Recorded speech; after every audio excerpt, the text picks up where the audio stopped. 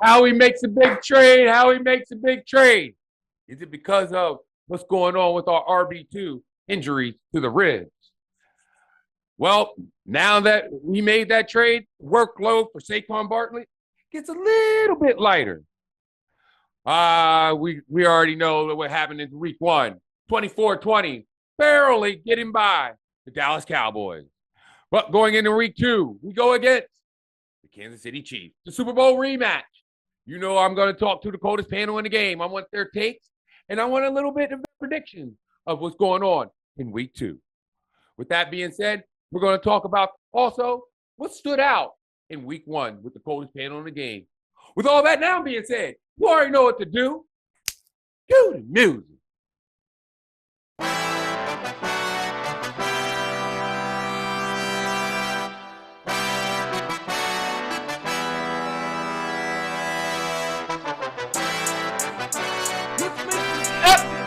Welcome to the Skybox, where we give our epic perspective in the imperfect sports world. Now, let me introduce you to the coldest panel in the game. What it do, Mamba? What it do, Mamba? What's going on, bro? Let's get this started. You already know. You already know. What's going on there, Coach? What's going on there, Coach? Yeah, that's all I was gonna be excited about football, and then somebody just gonna let me down as always. We're not gonna say his name, but we're just gonna make sure we understand he's always gonna be there to let us down, and just continuously to let us down. And even if Daryl says he look good, he's gonna let us down. You already know. Well, you already know what it is, guy. You already know what it is. What it do, Daryl? What it do? Yeah. What up? What up? What up? You already know I got the coldest panel in the game. You see the coldest panel in the game. Right now, we're at 412 subscribers. You already know what the little goal is.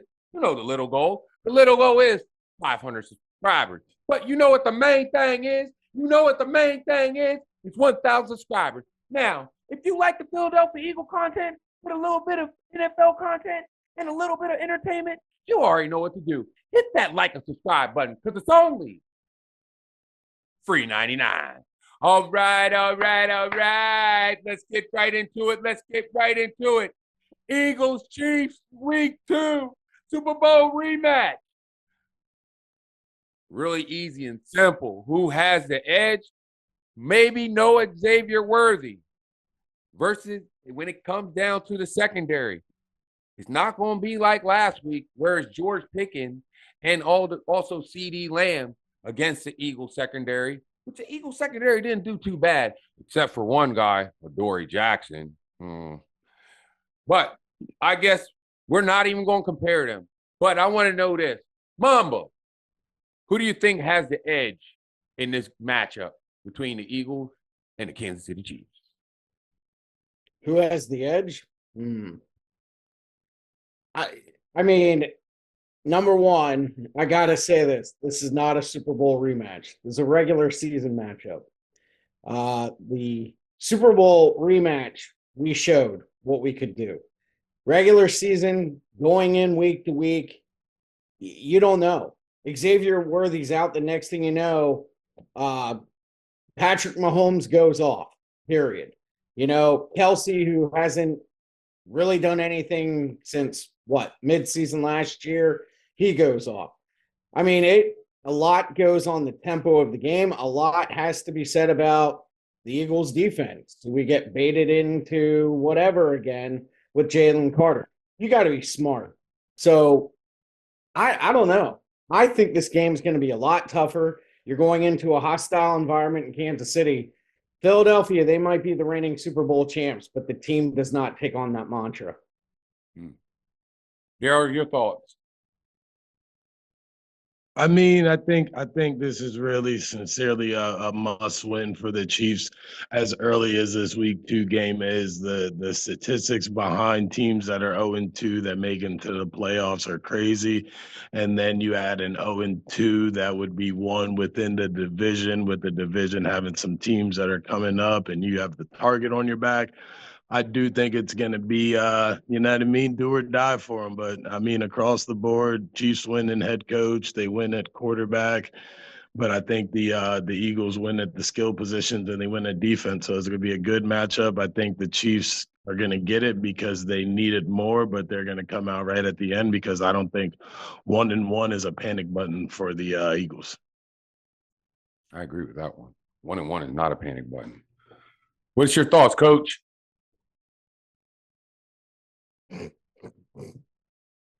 What else coming to me? I feel it. I feel it. Yeah, the Eagles win. It's just that simple. Everybody's not taking it serious. Kansas City's on its way out. They're overpaid, overaged, and they're starting to look like the team of old men. The Eagles are younger, faster. I'm not going to say coaching wise. Andy Reid always got that, but to be honest, the Eagles have it at quarterback. Even though it's Patrick Mahomes, Jalen's looking pretty damn good. I can't knock it. The running back, they got him. Receiving core, let's be real. Defense, but it's all going to come down to one thing, and that's coaching. And I'm going to be honest with you, even the sun shines on a dog's behind every now and then. So the Eagles. I agree with you, Coach. When it comes down to it, Kansas City doesn't look like they have that spark anymore. But again, it's only 1 week. But watching that game, now knowing that Xavier Worthy could possibly be out in this game in week 2, goes back to Daryl's point. 0-2 is a tough hole to dig out of. And Daryl made a point to me earlier this week. When you go 0-1, it's different when you go 0-1 to the division rival or in a team in that division. Because that 0-1 is technically now 0-2. So if they lose this one, they could possibly be down technically 0-3. I want your thoughts and your comments. What do you guys think about the Kansas City Chiefs and the Philadelphia Eagles? Who do you think has the edge? And if the Kansas City Chiefs possibly go 0-2, technically 0-3, do you think this could be a tumultuous season? I want you to comment below. Now going into this matchup, KC versus the Philadelphia Eagles. I want your quick prediction, fellas, on who do you think is going to win, and give me the score. Daryl? KC, 28-21. Mamba? 28-20 Philly. Coach? 35-34. 28-17 Eagles. 28-17 Eagles. I want you guys to give me your predictions. What do you think, or who do you think is going to win this game? And give me your predictions on the comment below. Now, hit that like, subscribe button if you want more Philadelphia Eagles and NFL content. Now, if you comment on any video or any of our shorts, you will get a comment back from one of the coldest panel in the game or myself. All we need you to do, hit that like and subscribe and comment below. Back to our show.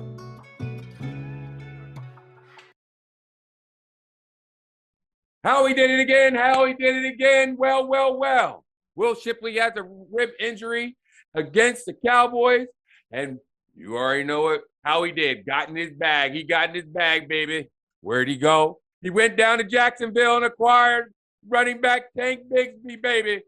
I like this pickup. I really like this pickup because this lightens the load on Saquon Barkley even more.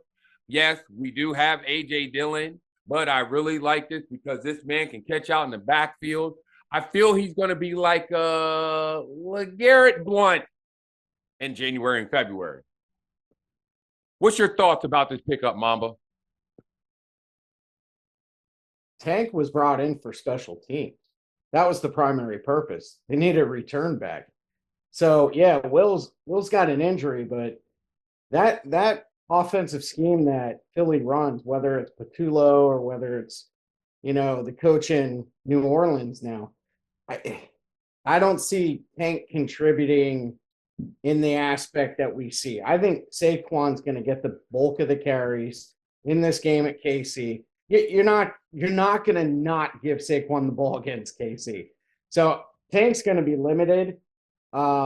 He's primarily there for special teams. All right. What's your thoughts, Coach? I like it. I hate it. I'm a Cowboys fan. I don't like it, but I'll rock with it. But Saquon, I'm gonna go with Mamba on that. They're not gonna let Saquon not get a ball. This man has just got a new contract. Do you not think they're gonna put a workhorse back on a workhorse mode? It's what it is. I like the trade, and if anybody goes down, he can step in. But yeah, Saquon. Saquon. What's you guys' thoughts? I want your thoughts about this. How he did it again. He got another nice little piece to this roster. He got Tank Bigsby out of Jacksonville. I want you guys to give me your comments below. Before we wrap this up, I want to know, what are you guys' thoughts about what you've seen in week 1? What stood out to you guys in week 1? Daryl, what's your thoughts? Yo, man, like I tell people all the time, man, you couldn't script this reality show if you wanted. Justin Fields played on the Steelers last year, and Aaron Rodgers played on the Jets. Week 1, Jets and Steelers play each other with the two total opposite quarterbacks. Justin Herbert shows that he ain't little brother no more in the division. Hits him with a Mahomes type slide to even show him like, yo, I'm here. Ravens and the Bills, even the Monday night game with JJ. He went through the whole phase of rookiehood in 4 quarters. It was crazy. You can't script this, man. That's why people got a certain feeling about it. It's its own reality show. You know what I mean? Salute to the Cowboys, but at the end of the day, you lost by 4. You'd have lost by at least 11 if Carter was in there. Everybody knows that.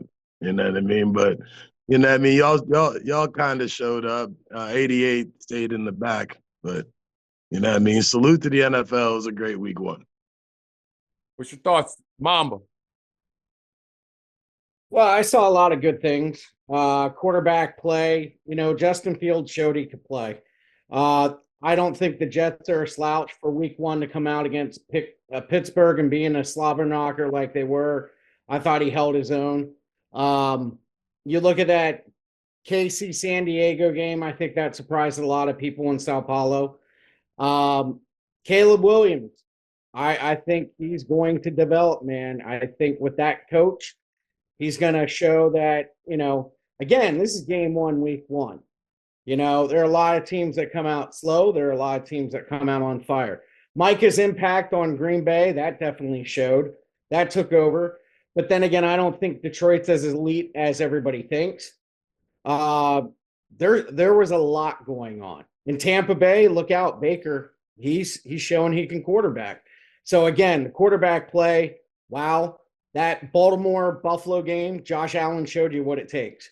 Even if you're down, 15-17, I'm going to come back and beat your ass. And he did.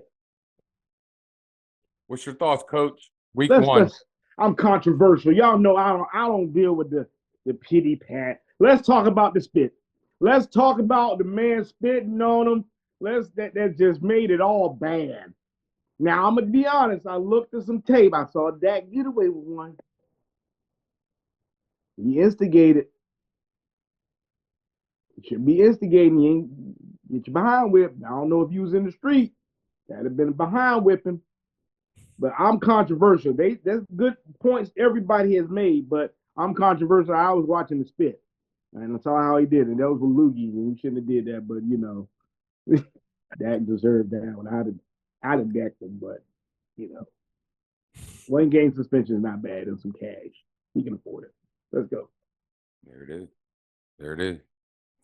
I look at when it comes down to week 1, I think one team really, won't call it shocked me, but they really didn't show up at all. That's the Miami Dolphins. They went in a sputter. Oh my God, they went into a sputter. That was a shocker at its best. I like all the takes that you guys said when it comes down to all the things that went down in week one, from the spit gate, from everything from Josh Allen to JJ McCarthy to everything with 88 and on the wayside dropping those 4 passes, giving us the win. There's just so much that was going on in week one. And Daryl said it best. You can't write this script. You can't write this script when it comes down to it.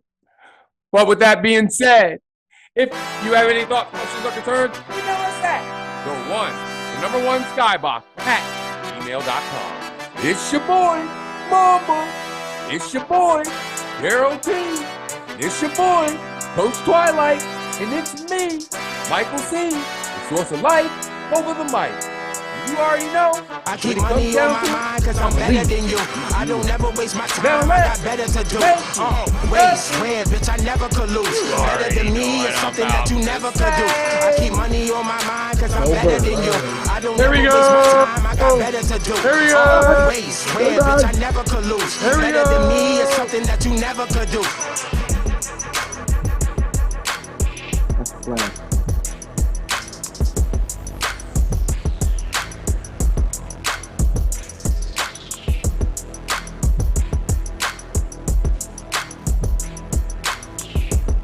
Let's make this epic. If you like this episode, just think, do the Eagles have another threat in the NFC?